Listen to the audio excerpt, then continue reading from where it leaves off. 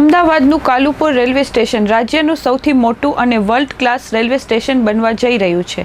કેન્દ્રીય રેલવે મંત્રી અશ્વિની વૈષ્ણવ દ્વારા આજે અમદાવાદના કાલુપુર રેલવે સ્ટેશનના રીડેવલપમેન્ટની કામગીરીની સમીક્ષા કરવામાં આવી હતી. રેલવે સ્ટેશનના રીડેવલપમેન્ટની કામગીરી ખૂબ જ ઝડપી ચાલી રહી છે.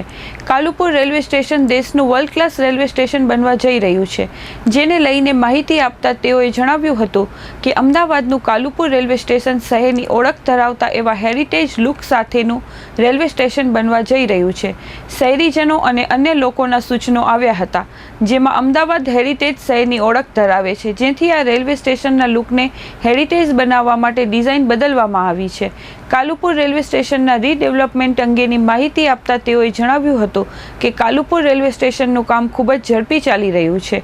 આ રેલવે સ્ટેશન 4 વર્ષમાં બનીને તૈયાર કરવાનો સમય છે, પરંતુ 3.5 વર્ષમાં જ આ રેલવે સ્ટેશન બની જાય તેવી ઝડપી કામગીરી કરવામાં આવી રહી છે.